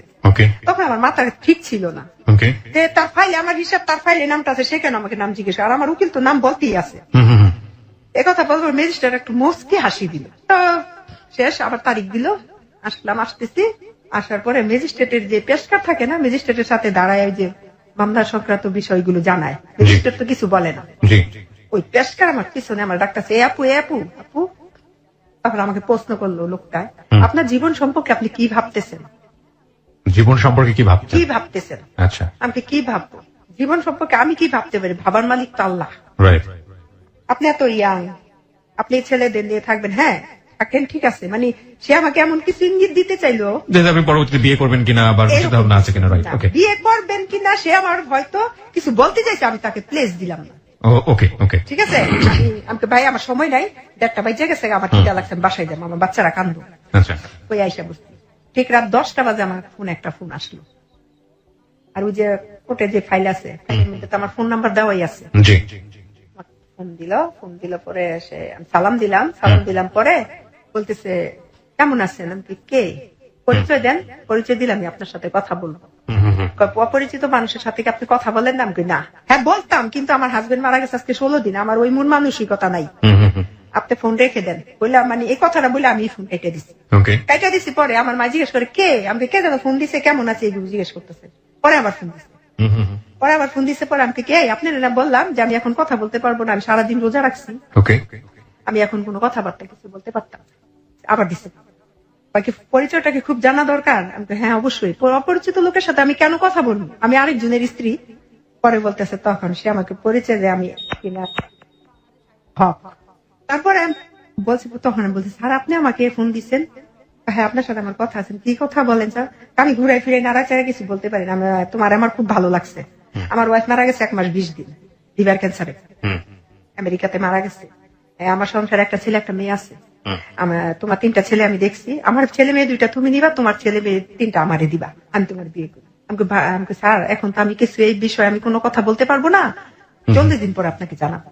তারপর বলতেছে ঠিক আছে 40 দিন পর। এর মধ্যে 40 দিনের মধ্যে সে আমার সাথে প্রতিদিন 3 থেকে 3.5 ঘন্টা রাতে কথা বলতো। আমি ভাই তার সাথে কথা বলতাম ভয়ে, যদি তার সাথে উল্টাপাল্টা কোনো আচরণ করি তার হাতে আমার মামলাটা ব্যতিক্রম করে ফেলে, আমি তার সাথে সবসময় ভয়ে কথা বলতাম। আচ্ছা বলার পর উনি আমাকে কি করছে, ওই 40 দিনের 3.5 ঘন্টা 4 ঘন্টা কথা, 40 দিনে একটা মানে দোয়া মাহফিলের আয়োজন করছি ওনার জন্য, ওনার নামে মাগফিরাতের রুহের মাগফিরাতের জন্য। সে আবার কি করছে, রাতে ফোন দিয়েছে, আজকে 40 দিন শেষ হয়েছে। তখন বলতেছে যে আপনি আমাকে রেজাল্ট দিবেন। আমি কই ভাই আপনার একটা, এতদিন তো বলছি স্যার, আজকে বললাম ভাই। দেখেন আমার 3টা শিশু সন্তান, যদি মেয়ে হইতো আমি একটু বিবেচনা করতাম, ছেলে আমার এই 3টা সন্তান যে মানে সুসন্তান হবে আমি কোনো গ্যারান্টি দিতে পারি না। আমি ভাই বিয়ে টিয়ে করতে পারতাম। আপনি স্ট্রেটলি জানা দিলেন। হ্যাঁ, ওকে এই কথা বলার পরে সে আমাকে মনে করেন অনবরত মনে করেন প্রতিদিনই ফোন দিত, মানে ওনার অফিস টাইম শেষ করে আমার ফোন দিত। আমি ভয়েই কথা বলতাম, তারপরও ভয়ে বলতাম। আচ্ছা বলার পর সে আমার সাথে 3.5 মাস কথা বলছে। বলতে বলতে যখন যেদিন লাস্ট রাত, সেদিন 3.4 ঘন্টা শুধু আমি কথা বলছি। এই 3.5 মাস সে আমার সাথে সে কথা বলে গেছে, আমি মানে 2-1টা কথা বলছি। আর সেদিন আমি তারে কথা ফিনিশিং দিচ্ছি, ওকে মানে কথা তারে বলতে দেইনি। আপনি অনেক কথা বলছেন, এবার আপনি শুনবেন, আমি বলবো। অনেক কথা বলার পরে তাকে আমি বলছি যে অনেক অনেক কিছু বলছি ভাইয়া তার ফিরানোর জন্য। ওকে তারপর বলছি, লাস্ট উনি বলছে যে জীবনে যদি কখনো প্রয়োজন হয় আমার নাম্বার একটা নক করবা, আমি তোমার পাশে দাঁড়াবো। তখন আমি বলছি জীবনে আপনার কাছে আমি নক করবো কখনোই না, এই মুহূর্তে আপনার ফোন নাম্বারটা আমি ডিলিট করে ফেলি। আসলে ভাই ডিলিট করি নাই, আচ্ছা আমি কখনোই আপনাকে ফোন দিব না, আপনি আমাকে কখনো ফোন দিবেন না। আচ্ছা গেল এই পর্যন্ত। আমার হাজবেন্ড যে চলার একটা সেফটি ছিল, ব্যবসাতে ওনার টাকা ছিল, হ্যাঁ 2 লাখ টাকা ছিল। ওকে সেই 2 লাখ টাকা ওইখান থেকে আমার প্রতি মাসে 8 থেকে 9 হাজার টাকা মাসে দিত। আচ্ছা আমি বড় ছেলেটা তখন ক্লাস 9-এ পড়ে যখন ওর বাবা মারা গেল। 15 কি 14 বছর হইব এখন, না একটু বেশি, 15 বছর। এখন তো 22 চলে, তো ওর আব্বা মারা গেছে 6 বছর শেষ হয়ে গেছে না, 7 বছর। তো ছেলেটার আমি ইন্টার পর্যন্ত মেট্রিক পাস করলো, ইন্টার পাস করাইলাম। কিন্তু ভাইয়া আর তো 2টা ছেলে আছে। একটা ছেলে আমি প্রাইভেট মাদ্রাসায় পড়াইলাম, ওকে সেখানে বর্তমানে ও হাফেজ। ভেরি গুড, খুবই ভালো। আর ছোট ছেলেটারও মাদ্রাসাতে দিচ্ছে, ওই ছেলেটাও লেখাপড়া মানে কোরআন নাজারে আছে, এখন কোরআন পড়তেছে। ওকে এর মধ্যে টাকা পয়সা আমার হাজবেন্ডের যেখানে টাকা ছিল সেখানে টাকা এরকম ভাবে আসতো, 1 মাস যদি টাকাটা থাকতো 3 মাসই বন্ধ থাকতো, তার বাকি 3 মাসটা তো আমাকে কাভার করতে হতো ঋণ করে। তো সেই ঋণগুলিকে আমার পরে আবার শোধ করতে হতো।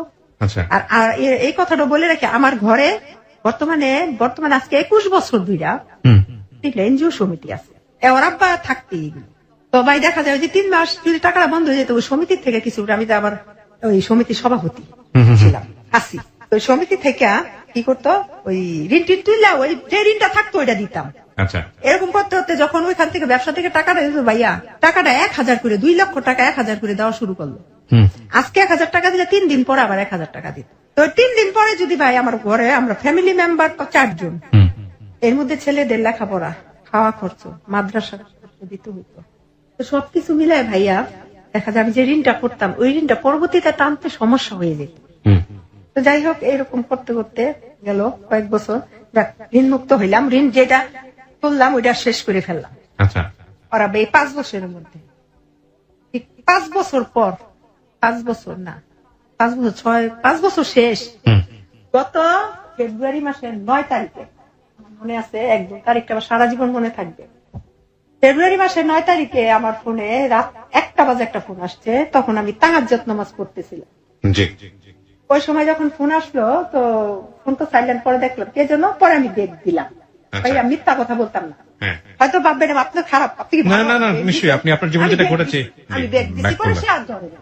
আচ্ছা আচ্ছা আমাকে একটু বলেন, একটু ইন্টারাপ্ট করি আপনাকে। সেটা হচ্ছে যে আপনি আপনার স্বামীর যে মামলাটা ছিল ততদিনে কি অবস্থা ওটার মামলাটার অবস্থা হইলো শেষ পর্যন্ত ওই কিভাবে যেন ওরা বিবাদী পক্ষ উকিলের টাকা পয়সা দিয়ে, আমার উকিলের টাকা পয়সা দিয়া, আমি তো টাকা পয়সা দিতে পারিনি, দিয়া কি করলো ভাইয়া খারিজ করে দিছে মামলা খারিজ করে ফেলেছে।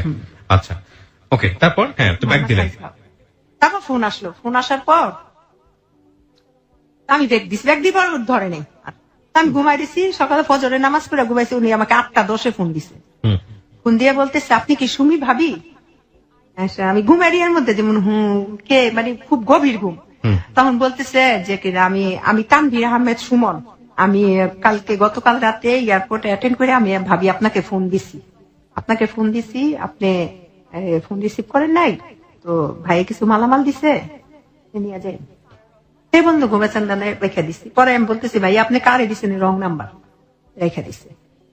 10টা বাজে উনি কি করছে আমাকে, আমি আর দেবরের ঘরে গেছি, বাইরে যাবো টাকা পয়সার বিষয়ে কথা বলতেছে, ওখানে গেছি পরে ওইখানে আমার একটা ফোন দিছে উনি নাম্বার থেকে। আচ্ছা ফোন দেওয়ার পরে উনি কি করছে আমাকে বলতেছে আপনি কে, আমাকে রাতেও ফোন দিচ্ছেন, সকালবেলাও ফোন দিলেন, এখনো ফোন দিলেন, আমি আপনাকে না বললাম যে এটা রং নাম্বার, আপনি কেন ফোন দিচ্ছেন? তো বলতেছে যে আপু আসলে আমি আপনার ঘুমটা নষ্ট করছি, রাতের ঘুমও নষ্ট, সকালবেলাও নামাজ পড়ে আপনি ঘুমাইছেন নষ্ট করছি, এই জন্য সরি। আমি বলতে আচ্ছা ঠিক আছে, সরি পর্যন্তই থাকেন, আমি এখন আর কথা বলবো না, আমি আরেক ঘরে আছি। আর আপনার যদি কথা বলার কিছু থাকে আমি যখন ঘরে যাব তখন ফোন দিয়ে মনে চাইলে, আর যদি মনে করেন যে বিশেষ প্রয়োজন নাই তাহলে দিয়েন না ভাই। আচ্ছা বলে আমি ওই ঘরে ভাই ঠিক 10 মিনিট পরে সে আমাকে আবার ফোন দিছে। ফোন দেওয়ার পরে ফোন দিতে আছে। আর এর মধ্যে ভাইয়া কি হয়েছে, ওই যে আমার মার ঘটনাটা বলি।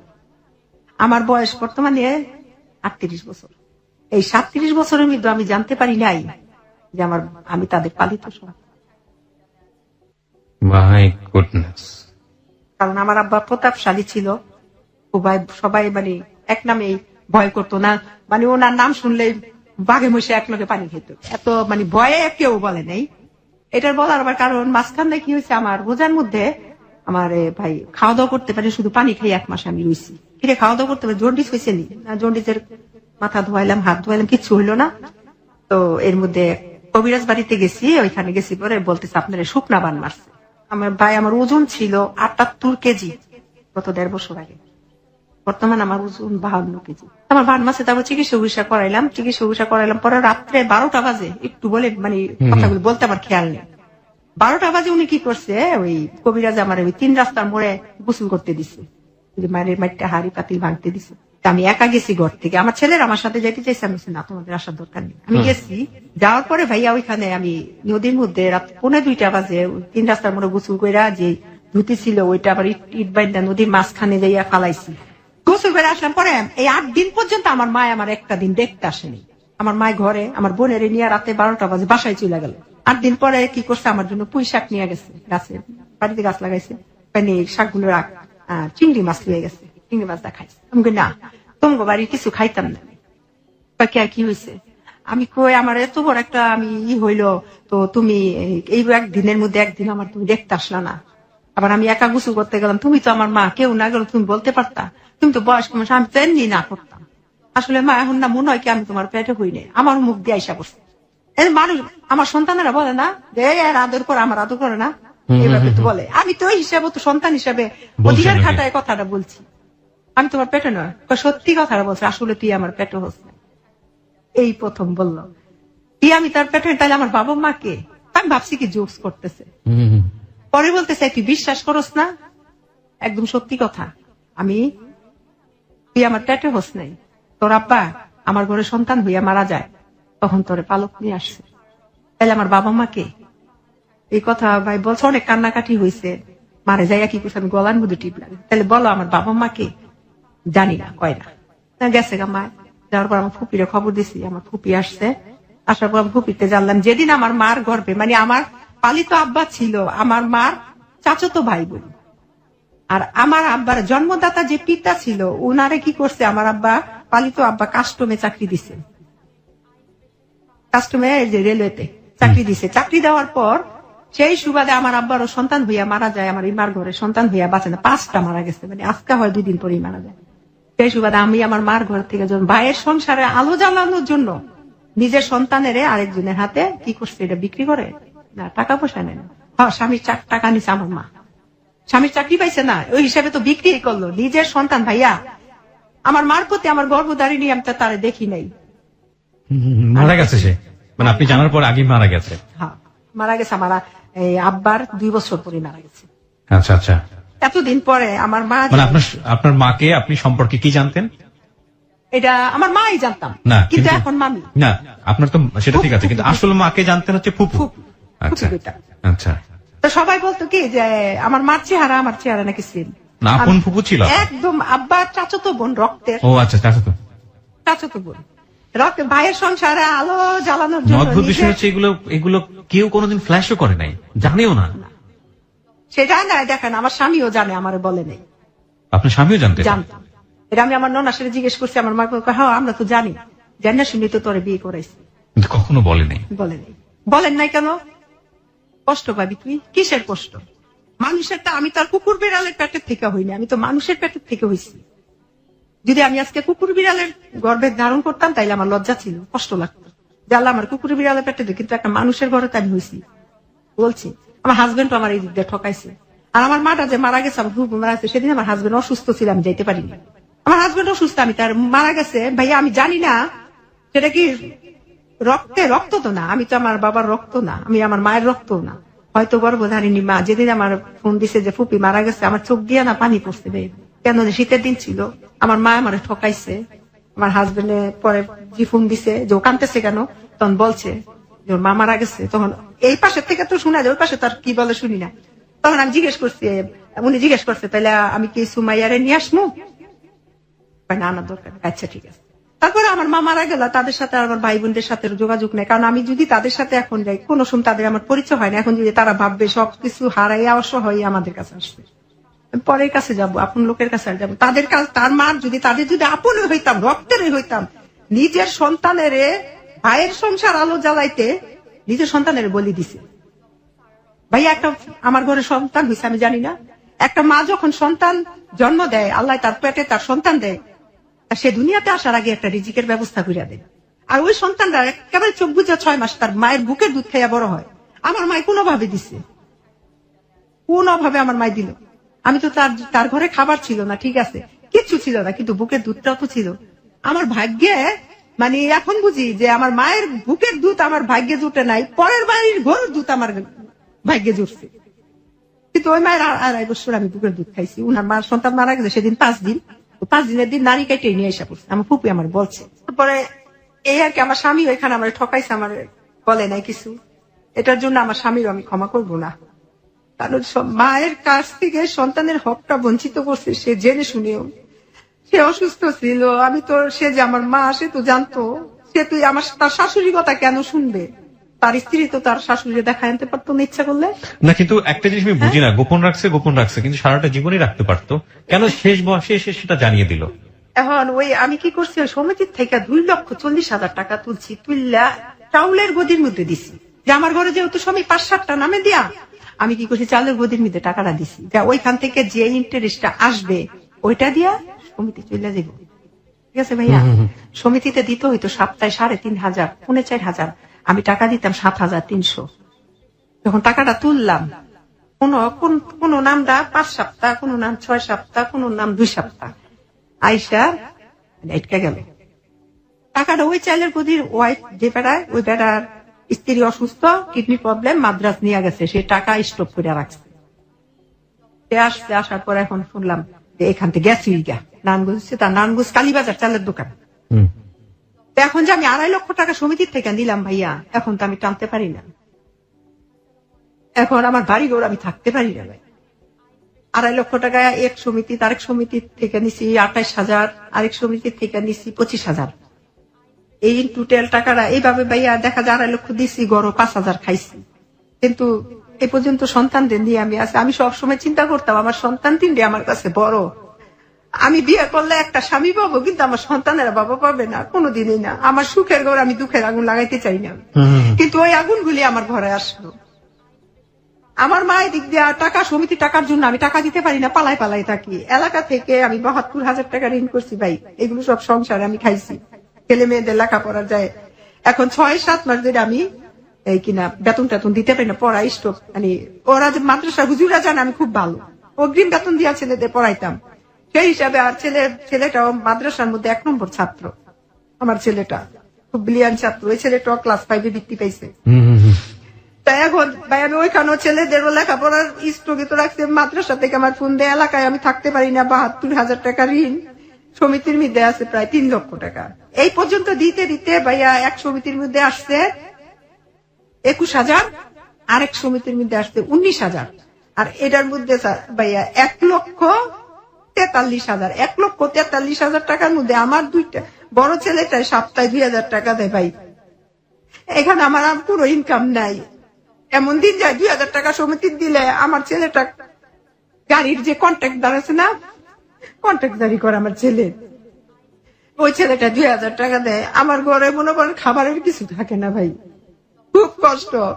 দেখা যায় 1 দুগা ভাত আছে, এই ভাত দুগা আমি আনতে গেলে আরেকজনে খাই এলাই, মানে এমন মধ্যে পড়ে গেছি। আবার ঘরে থাকতে পারি না, মানুষ অত্যাচার জুলুম করে। এর মধ্যে আমি যে সম্পত্তিটা পামু, এই সম্পত্তিটার জন্য আমি বাড়িতে গেছি, যে আমি সম্পত্তির জন্য যাই নাই, আমি গেছি এই যে 50,000 টাকা আমার হাজবেন্ড দিছে 2005 সালে 7 সালে, ওই টাকাটা আনলেও তো আমি মানুষ কিছু থামাইতে পারি। গেছি টাকা আনতে গেছি, পরে আমি কই, টাকাটা মা আমি তো এরকম সমস্যায় পড়ে গেছি, তো মা হন এটা কি করা যায়? কি করবি? আমি কই তাইলাম আমার যে জায়গা আছে ওই জায়গা থেকে 1 কাঠা জায়গা বিক্রি করলেও ভাই একেবারে এই বাজারে 10 লাখ। তোর কি এর জায়গা? আমাকে আমার কি এর জায়গা, মানে তোমরা আমার জায়গা দিছো না? হ্যাঁ জায়গা দিছি, জায়গাটা এমন ভাবে রাখছি মাইয়ারা ব্যবহার করতে পারতো না, শুধু পোলারাই ব্যবহার করবো। এবার আমার ভাইটা ছিল 2 নম্বর ভাই, ওই ভাই আমারে বইনাগো কোনো জায়গা দিতাম না, বাবাই ব্যাংকের কাছে দলিল লেখা গেছে, এই দলিল আমরা ছুটেছি, বইনাগো কি আর জায়গা দিব? আমি কোথাও ছুটাইছো, তো আমরা যে ব্যাংকে টাকা দিছি 2007 সালে 50,000 টাকা দিছি, ঠিক আছে জায়গা দিবি না তাহলে 50,000 টাকা দিয়ে দে। মায়ের টাকা কি টাকা দিবি? মায়ের জামাইকে দিয়ে দে, তুই কইছিস এই টাকা জামাই কয়ে গেছে তোরা ছোটতে লালন পালন করছি, এই বিনিময়ে 50,000 টাকা আপনারা কিনা সুমাইয়া আপনাদের কাছে ঋণী আছে, ঋণ শোধ করে দেয়। তাইলে আমার বাবাই কি আমার 50,000 টাকা দিয়ে বড় করছে? আমার বাবা আমার ভিআইপি ভাবে বড় করছে, আমি জীবনে কষ্ট দেখি নাই। 10টা ভাই বোন ছিলাম, সবাই যদি একদিন মার্কেটে দিতে আসলে মার্কেটে নিয়ে যেত, আমার নিয়ে যেত একদিন একা। আমার বাবা আমার কোটি টাকা খরচ করে বড় করছে, 50,000 টাকা খরচ করে বড় করে নাই। এখন আমার মা যদি বলে যে এই টাকা দিয়ে আমার জামাই আমার ঋণ শোধ করে দিয়ে গেছে, তাইলে আমার আর টাকা দরকার নেই, তাইলে আমি ঋণ মুক্ত হয়ে গেছি না? আমি ঋণ মুক্ত। আপনি একটু নিজেকে শান্ত করুন। আমি বুঝতে পারছি যে খুবই মানসিক টেনশনে আপনি। আমি একটু ধৈর্য ধারণ করতে বলবো আপনাকে প্লিজ। এটা আসলেই খুবই দুঃখজনক। একটা মানুষের সোনালী শৈশব, তারপরে সারাটা জীবন জুড়েই স্যাক্রিফাইস একটা মানুষের জন্য, এবং শেষ বয়সে এসে নিজের বাবার অনুপস্থিতি, নিজের হাজবেন্ডের অনুপস্থিতি একটা বাঙালি নারীকে কতটা অসহায় করে দিতে পারে। দেখুন, আমাদের একটা অনুষ্ঠান হয়, অনুষ্ঠানটার নাম হচ্ছে জননী। আপনারা যদি শোনেন তাহলে বুঝতে পারবেন। প্রতি শনিবার বেলা 3টা 8 মিনিটে অনুষ্ঠানটা শুরু হয়, মাত্র 40 মিনিটের অনুষ্ঠান। আমরা এমন সব জননীদের ওখানে নিয়ে আসি যে গ্রাম বাংলার আর্থসামাজিক যে অবস্থা, নারীদের প্রতি যে কি পরিমাণ পারিবারিক, সামাজিক, অর্থনৈতিক সব দিক থেকে একটা নিপীড়ন করে একটা মানুষকে তিলে তিলে শেষ করে দেওয়া হয়, সেই চিত্র এখানে তুলে ধরা হয়। আপনারা যদি একটু শোনেন, নিজের জায়গা থেকে যদি কিছু করার থাকে, অন্তত আর কিছু না করতে পারেন, কোনো অবিচার যেন কখনো না হয়, সে ব্যাপারে সচেতন হতে পারবেন। আপনার সন্তানরা এখন কোথায় আছে? আমার সন্তান একটা গাড়িতে কন্ট্রাক্টারি করে, যে হাফেজ, সেও আয়সা পড়ছে একটা মোটরসাইকেলের দোকানে দিছি কাজ করতে, কারণ মায়ের ঋণ। আমার সন্তানেরা বলে আমার মারে সবকিছু বলবা, কিন্তু আমার মারে দুশ্চরিত্র বলবা না। এটা তো আপনি অনেক বড় একটা অ্যাওয়ার্ড আল্লাহর কাছ থেকে পেয়েছেন যে নিজের সন্তানরা আপনাকে অনেক লাভ করে। আর ছোট সন্তানটা কি করে? মাদ্রাসাতেই আছে, এখনো মাদ্রাসাতেই আছে। মাদ্রাসাতেই আছে। মানে আপনার জন্য সবচেয়ে বড় বাধা যেটা এই মুহূর্তে আমি বুঝি, সেটা হচ্ছে এই এনজিও ঋণগুলো আপনাকে শোধ করতে হবে। আবার পারিবারিক ভাবে এলাকা থেকে ভাইয়া অনেক ঋণ, 72,000 টাকা ঋণ করছি। এই ঋণের জন্য আমি ঘরে থাকতে পারি না। এখন আপনার কি এমন কোন প্রপার্টি কিছু আছে যেগুলো আপনি বিক্রি করে? আমার স্বামীর ভিটে বাড়ি ছাড়া ভাই আমার কিচ্ছু নাই। আমি যদি এই ভিটে, আমার সন্তানেরা বলছে মা 1 কাঠা জায়গা বিক্রি কইরা তোমার ঋণগুলো মুক্ত করি, আমি না করছি। আমি বলছি না আব্বা, তোমরা এই কাজ করো না। আচ্ছা, আমার কথা একটু শোনেন। সেটা হচ্ছে আপনার স্বামীর ভিটা বাড়িটা কত কাঠার উপরে? 2 কাঠা। মাত্র 2 কাঠা। এটা নারায়ণগঞ্জে কোথায়? নারায়ণগঞ্জ বন্দর ব্যাপারী। বন্দরের ব্যাপারীতে। আচ্ছা, তো আপনি এখন তাহলে ভবিষ্যতে কি চিন্তা ভাবনা করছেন? কিভাবে আপনি সামনের দিনে এই ঋণগুলা শোধ করবেন? কিভাবে কি করবেন? কোনো চিন্তা ভাবনা আছে? আমি হ্যালো 8920 4 বছরের নিয়মিত শ্রোতা, গত 4 বছর ধরে আমি শুনতেছি। জি। আচ্ছা, এখন আমি লিসনারদের বলবো, লিসনার কাছে আসছি ভাইয়া, তারা যদি একটু মহব্বতের সহিত আমাকে একটু হেল্প করে, আমার জন্য দোয়া করে, তাহলে হয়তো বা আমার পরবর্তী দিনগুলো খুব ভালো কাটবে। প্রিয় শ্রোতা, এই ছিল সুমাইয়ার জীবনের গল্প।